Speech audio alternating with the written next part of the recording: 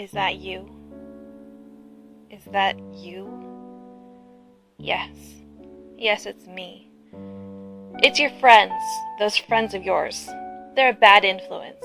We don't want you to spend so much time with those girls. It's a sin. It's a phase. You'll get over it. That's what they said, or close enough. Hearing it, though, it sounded like you're dirty, bad, wrong. A sinner. Not good enough. Not good. And most of all, we don't want anyone to know.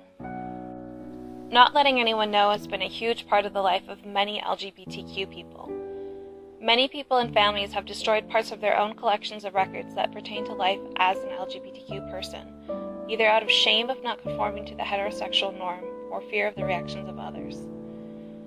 It is incredibly important that we save as much as we can of what remains of LGBTQ history. Unfortunately, there are still relatively few archives devoted to developing large LGBTQ collections. Even fewer archives exist whose main focus is the LGBTQ community. One archive that does focus on the LGBTQ community is the Lesbian Herstory archives in New York.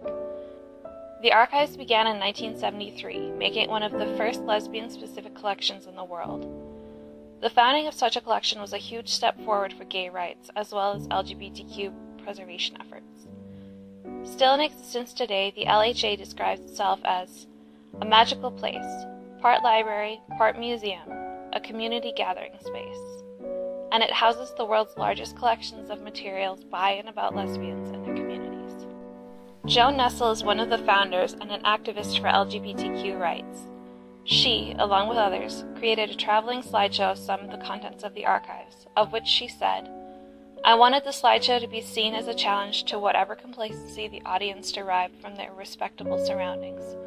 And I wanted the voices, the images, the ideas to make them proud of the complexity of the lesbian experience and sure that they had a place in it, no matter what kind of lesbian they were," which I believe sums up the aims of the LHA very well.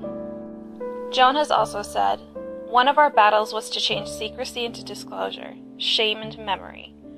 We spoke of how families burned letters and diaries, how our cultural artifacts were often found on bargain tables or in piles of garbage. The efforts of Joan Nestle and the LHA toward that end are incredibly important. However, many more archives need to be created to help keep the LGBTQ community from finding even more of our past irretrievable. The Arizona Queer Archives is a very recently founded archive here in Tucson at the U of A, which will acquire collections from all members of the LGBTQ community. It is exciting to see progress being made, especially so close to home. I especially like their focus on acquiring oral histories for their storytelling project. I believe oral histories are a good way to have at least some record of the past of the LGBTQ community, even if records associated with the events described have been destroyed or were never created. The importance of retaining records of LGBTQ history is something that I understand, but something that I have not actually implemented in my own life. I have no pictures of myself with my ex-girlfriends. I destroyed any letters or notes we shared soon after receiving them. The poetry that I wrote about them is hidden away so well that I don't know if I'd be able to find it again. All this I did out of fear of the reaction of my family and out of shame.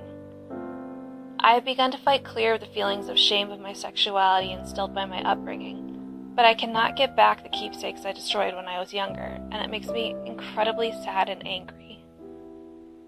To me, preserving LGBTQ history is personal because the struggle to be myself without shame is personal. I know what has driven others to destroy their records because it has driven me to do the same. I don't want to let fear destroy any more of my memories or the memories of others.